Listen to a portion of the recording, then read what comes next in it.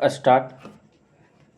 Hello नमस्कार मेरे दोस्तों, आप सभी का चाणक्य नीति क्लासेस में दिल से स्वागत है।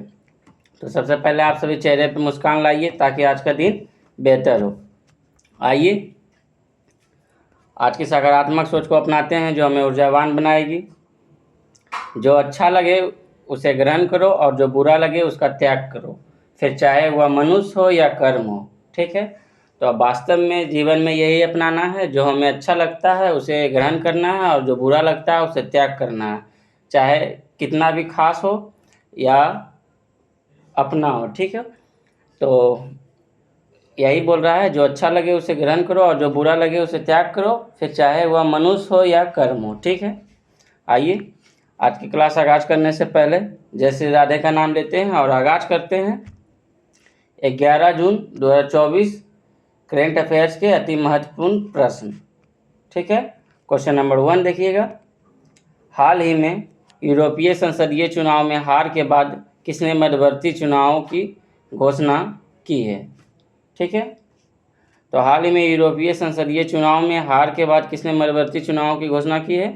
तो ऑप्शन है फ्रांस। फ्रांस जो है यूरोपीय संसद चुनाव में हार के बाद मध्यवर्ती चुनावों की घोषणा की है। ठीक है, इसको ध्यान रखना है, ऑप्शन ए होगा।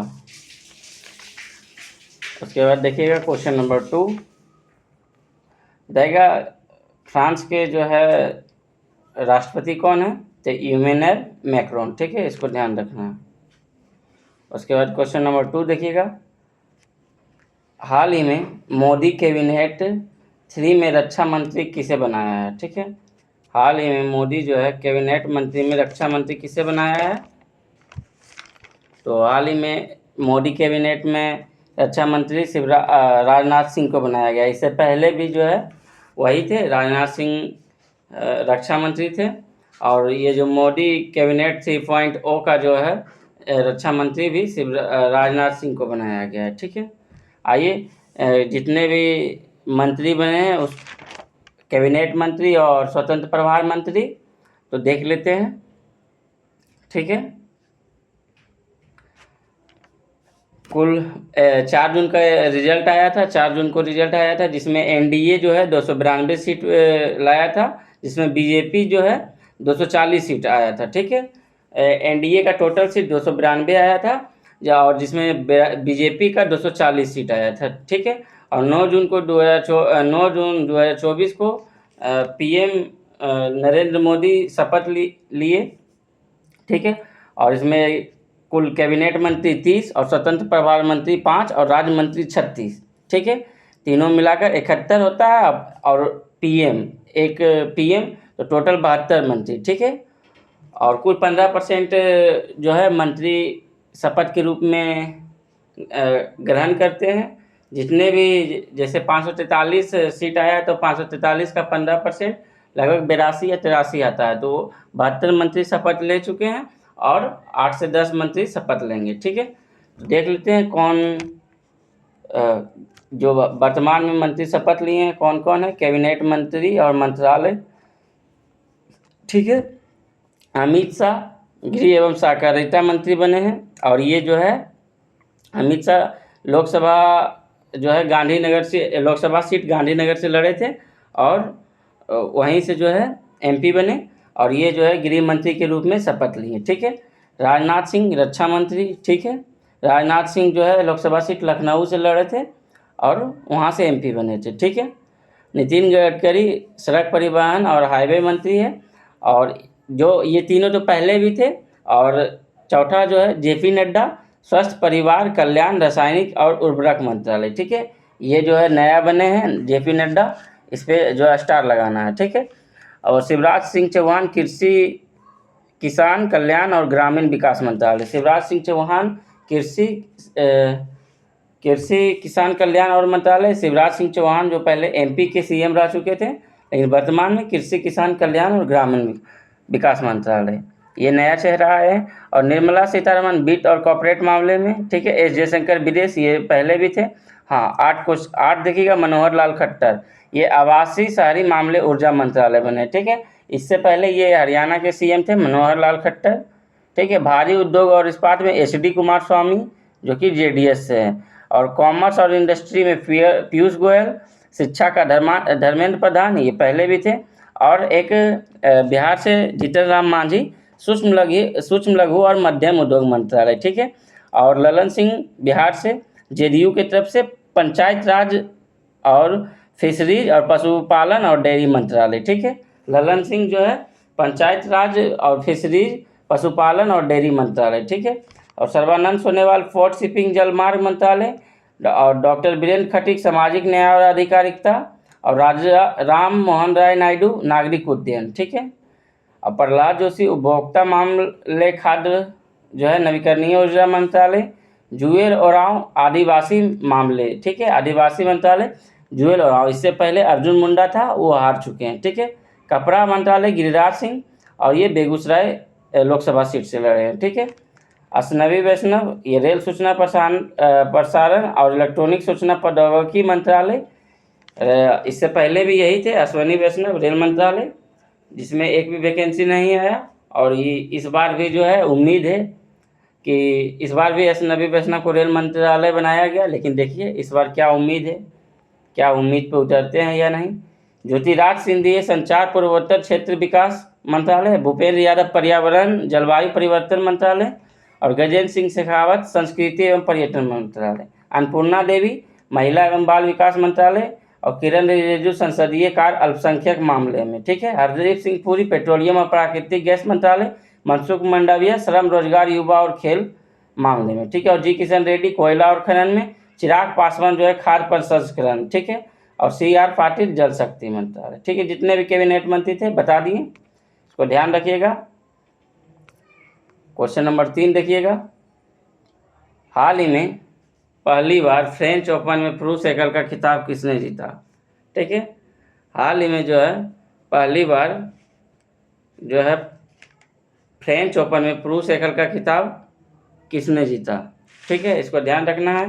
तो पहली बार जो है फ्रेंच ओपन का खिताब किसने जीता, तो कार्लोस अल्कराज। मेल में जो है पुरुष एकल का खिताब किसने जीता, कार्लोस अल्कराज, जो कि स्पेन के रहने वाले, ठीक है।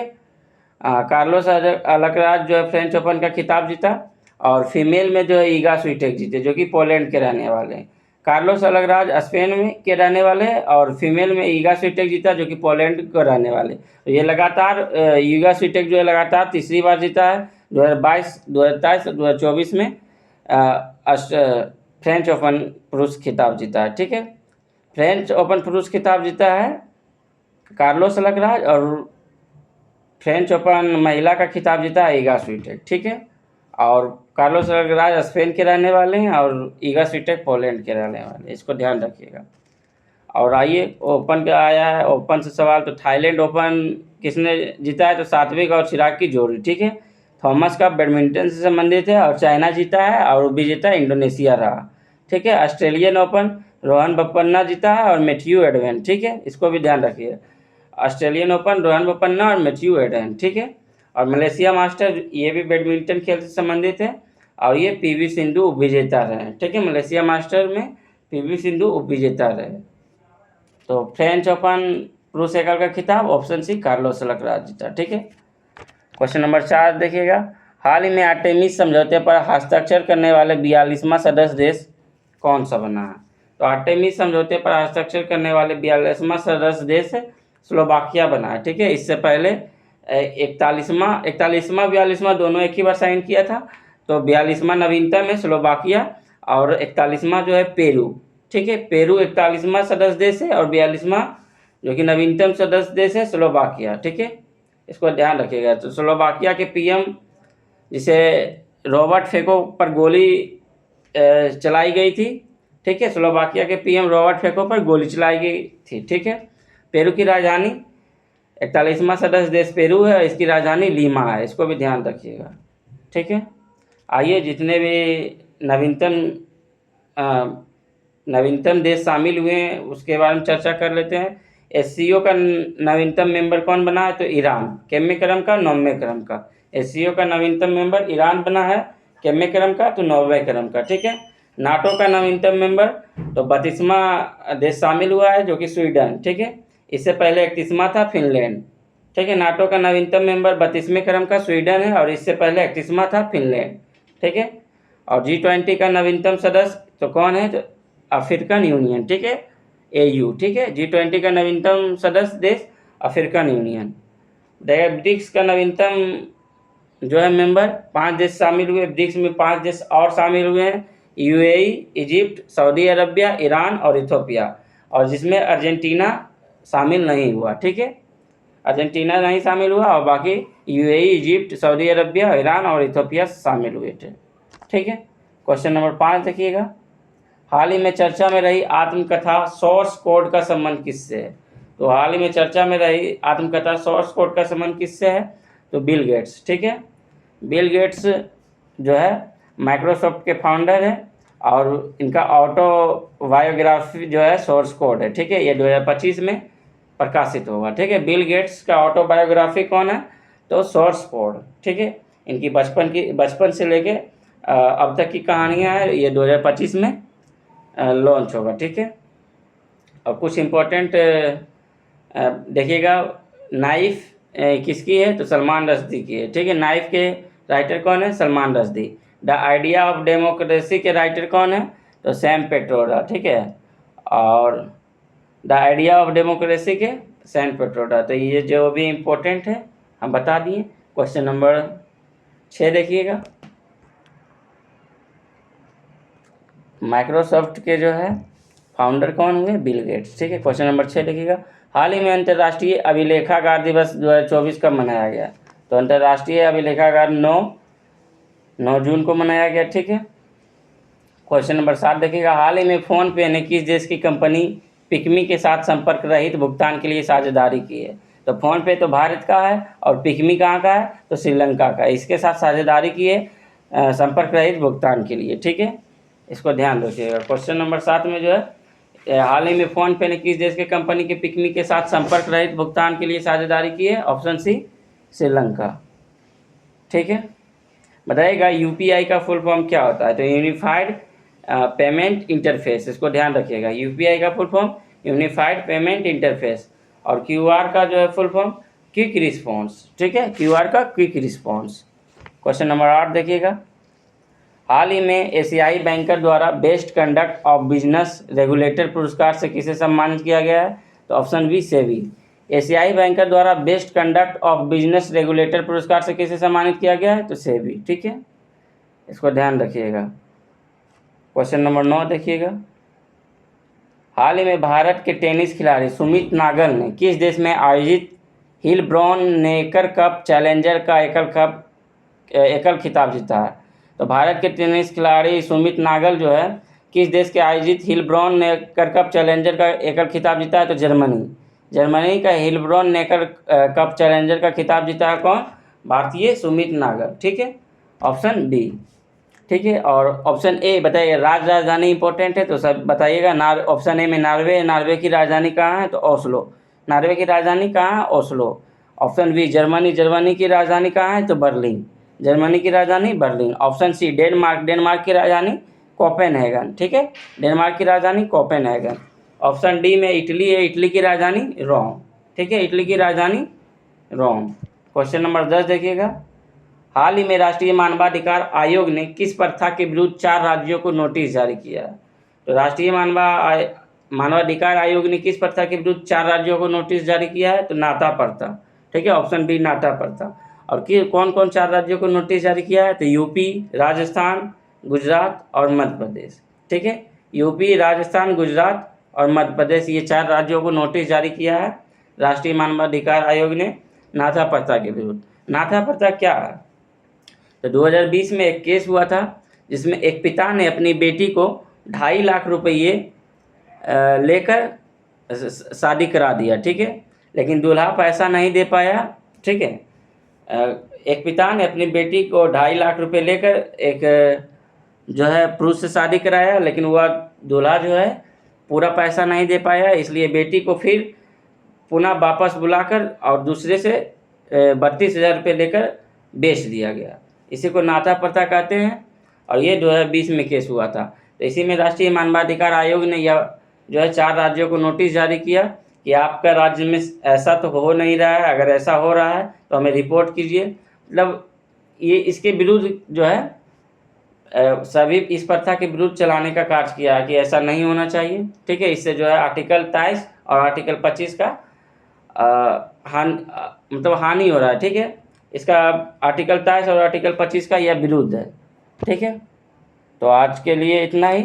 आज का 10 क्वेश्चन पूरा हुआ, और जो है थोड़ा सा फ्राइडे और सैटरडे को क्लास बंद था तो हम रिवीजन करा देंगे। बाकी संडे को तो छुट्टी रहता है रिवाइज करने के लिए। बाकी मंडे से पुनः क्लास चल रहा है, तो आप लोग सभी अपने अपने टाइम पे आइए। जैसे कि 11 से 12 के बीच में जो है RPF SI स्पेशल क्लास हर सब्जेक्ट का चैप्टर वाइज क्वेश्चन कराया जाता है, और 2 से 3 के बीच में जो है डेली करेंट अफेयर्स अपलोड किया जाता है, और शाम को जो है 5 से 6 सेट लगाया जाता है, और 6 से 7 SPD और NCERT सार संग्रह का ग्रुप डिस्कशन कराया जाता है। तो आप लोग सभी जुड़े, और ज़्यादा पढ़ने से कुछ नहीं होगा, ज़्यादा याद रखने से बहुत कुछ होगा। ठीक है, तो आप लोग ज़्यादा टाइम मोबाइल पे नहीं बिताइए, आप लोग ज़्यादा से ज़्यादा सेल्फ मतलब खुद से पढ़ने की कोशिश कीजिए। ठीक है, और खुद से पढ़िएगा तभी रिजल्ट होगा। ठीक है, आज के लिए इतना ही। थैंक यू, जय हिंद।